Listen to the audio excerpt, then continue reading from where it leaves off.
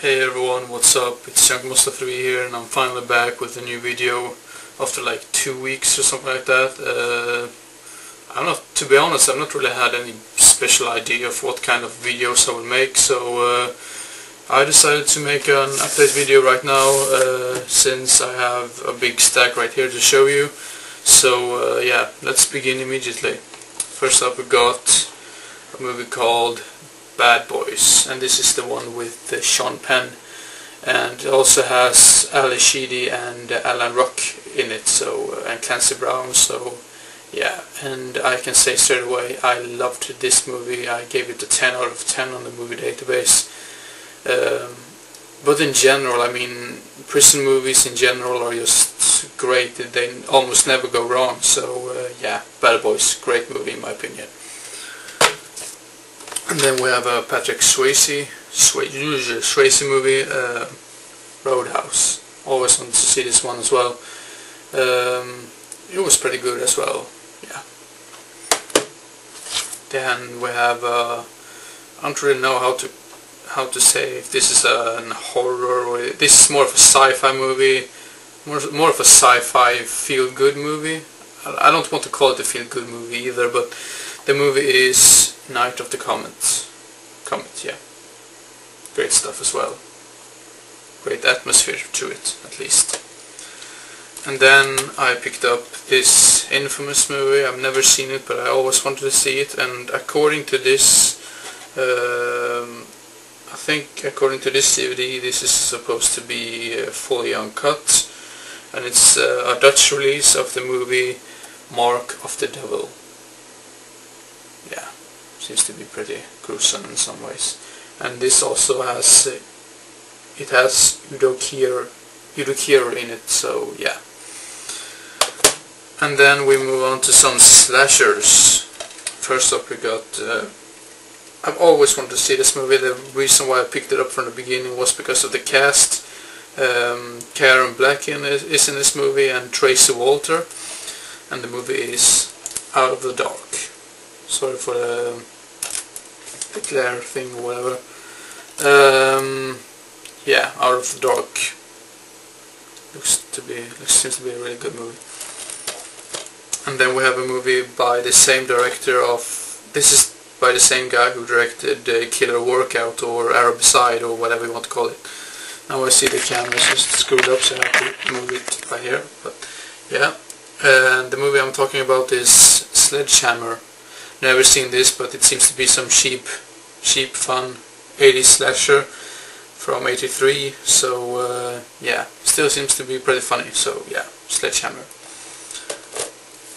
And then another slasher from the 80s, and the movie is Backwoods, and this is also known as Geek, if I'm not mistaken. It sounds pretty stupid on the plot. I just read the plot on the movie database, and it sounds so stupid. It was like a father and his retard son kills people or something like that. So yeah, Backwoods still seems to be pretty funny. And then by the same director of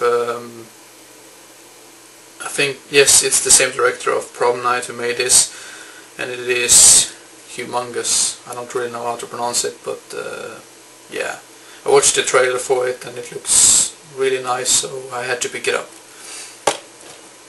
And then I already had this movie before, but I've heard that this is probably the best edition of the movie that you can get.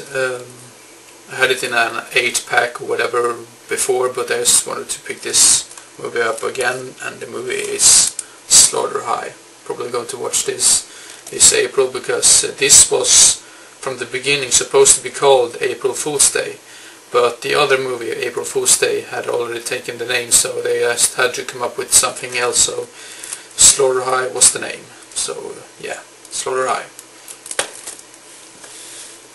And then the movie Pranks, and this is also known as The Dorm That Dripped Blood. Hopefully this has good, I think this has probably pretty crappy picture quality, because it's released by, is this released by Vipco? I'm not really sure, but what the hell, I'm still glad to have it in my collection. So yeah, Pranks, or The Door That Dripped Blood. Not seen it yet, but I'm really looking forward to. And then a movie called Hide and Go Shriek. I thought this was so-so. I mean, it was not the best, not the worst, and it was still entertaining. So yeah, Hide and Go Shriek. And then another slasher I already had before, but I just had to pick it up because I love. This is one of my favorite slashers of the 80s, and the movie is Rosemarys Killer, or The Prowler. Yeah, gotta love it. I don't have anything else to say. And then we have another Arrow release of a movie called Don't Go in the House. I'm not sure if this was released 1980 or if it was released in 79, but either way, I've always wanted to see this movie and heard good things about it, so I had to pick it up.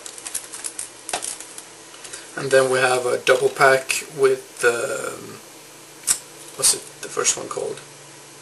I can't see what it stands. Oh my god. Flesh for the Beast, right up there, and then a movie called Home Sweet Home down there. The reason why I picked up this from the beginning was because of Home Sweet Home. It's a slasher from the early 80s, and yeah, you already know me and the slashers. I am a big fan of the slasher genre in general, so yeah.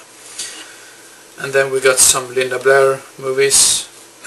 First off, we got Grotesque from H8, I believe. I've heard a lot of really bad things about this movie, that this is supposed to be so terrible and so bad. But I just started to watch like the first 10 minutes of the movie, and it seems to be really good, and yeah, probably going to watch the whole thing today or something, so yeah, Grotesque.